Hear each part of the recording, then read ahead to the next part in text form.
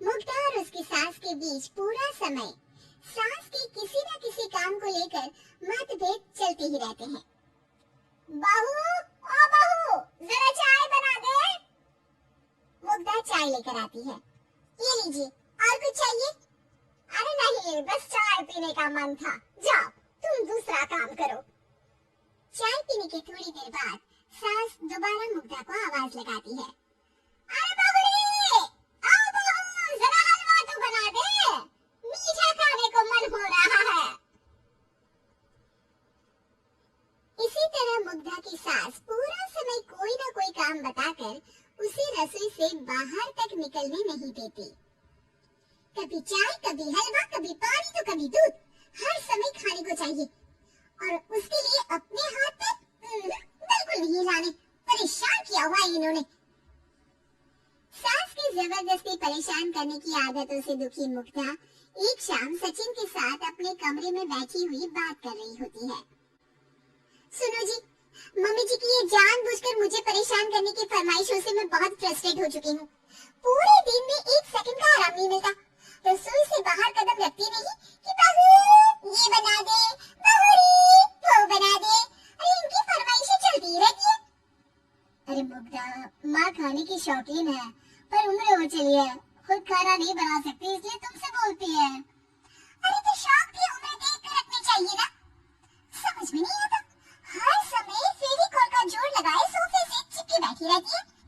इतना सब डाइजेस्ट कैसे हो जाता है उन्हें? अरे तुम मेरी माँ से इतनी नफरत कैसे कर सकती हो?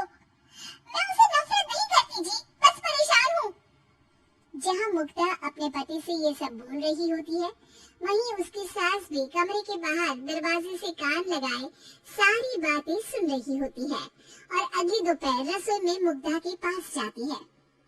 बहू, आज ना मेरा कुछ मसालेदार खाने का मन है, तो चाय बना दूं? मुझे बहुत पसंद है। अरे ना, ऐसा कर लिट्टी चोखा बना ले। और हाँ, जितना मसाला बातों में मिलाकर पति को सुनाती हो ना, सब्जी में भी वैसे ही डाला करो, खाना स्वादिष्ट बनेगा। सास की बात सुनकर मुग्धा हैरान रह जाती है। मतलब अब पूरा समय मुझ पर हुक्म चलाने के साथ बंद कमरे में हुई पति पत्नी के बीच की बातें भी सुनती है। अरे बात जब मेरी थी तो सुनने में क्या दिक्कत है? ये कहकर सास वहां से चली जाती है। अरे अब तो हद पार हो गई, इस तरह से तो ये मेरा जीना मुश्किल कर देगी।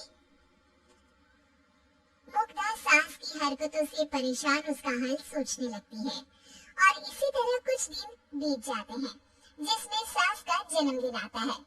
मुग्धा बहुत खुशी के साथ अपनी सास को एंड्रॉइड मोबाइल गिफ्ट करती है। मम्मी, आपको सबसे बात करने के लिए बहुत दिक्कत होती है ना? कभी सचिन तो कभी मुझे बोलना पड़ता है, पर इस मोबाइल से आपको कोई दिक्कत नहीं होगी। एक जगह बैठे बैठे बहुत कुछ कर सकती हैं अब आप। मोबाइल देख सासू माँ खुश हो जाती है, पर उसे इस्तेमाल करना तो आता नहीं, इसलिए साइड में रख देती है। जिसे देख मुग्धा घर का सारा काम छोड़ मोबाइल सेट कर सास को इस्तेमाल करना सिखाने लगती है, जिसके बाद अब सास पूरा समय मोबाइल में ही लगी रहती है।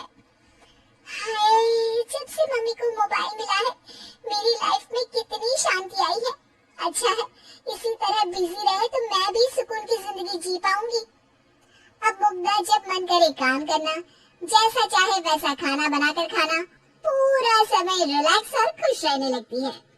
क्या बात है, आजकल तुम बहुत चहक रही हो। अरे मम्मी जी से छुटकारा जो मिला है, अब ना फरमाइशें ना छुप छुप कर बातें सुनना। अच्छा, तो मोबाइल गिफ्ट करने की ये स्कीम थी। इसी तरह दिन बीतते हैं और अब मोबाइल पर लगी सास फरमाइशों की जगह सवालों के लिए बहू को आवाजें लगाना शुरू कर देती है।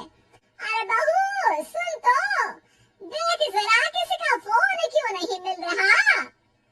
रिचार्ज खत्म हो गया है, पर अभी 4 दिन पहले ही तो मैंने किया था, इतनी जल्दी कैसे खत्म हो गया? अरे मैंने कल तेरी कनाड़ा वाली मौसी सास से 3 घंटे बात की थी ना। क्या? इतना महंगा तो मोबाइल भी नहीं आया जितना महंगा इसका रिचार्ज पड़ रहा है। इसके हुआ तो जैसे मुग्धा के दिन की 24 घंटे में से 20 घंटे सास के पास उनकी मोबाइल रिलेटेड प्रॉब्लम सॉल्व करने की ड्यूटी ही बन जाती है। अरे मुग्धा, ये मोबाइल में अचानक तेरी मौसी सास की शक्ल क्यों दिखने लगी और ये तो हिल भी रही है? मम्मी, ये गूगल डुओ का वीडियो कॉल है, इसमें आप बात करने के साथ एक दूसरे की शक्ल भी देख सकती हो।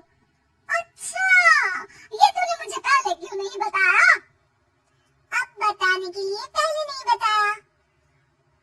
इसी बीच सचिन भी वहां जाता है और सास अपनी वीडियो कॉल में बिजी हो जाती है। क्यों, सास बहू में क्या गपशप चल रही है? इसे गपशप नहीं, दिमाग का दही होना बोलते हैं। पर तुम तो मम्मी को मोबाइल देकर बहुत खुश थी, फिर क्या हुआ? हाँ, उसका सुकून भी कुछ ही दिन मिला। अब घर के डंडे खत्म हुए तो मोबाइल की टिंग टिंग शुरू हो गई। देखो भाई, कुछ पाने के लिए कुछ खोना तो पड़ता है। आखिर तुमने मोबाइल अपने फायदे के लिए ही तो दिया है।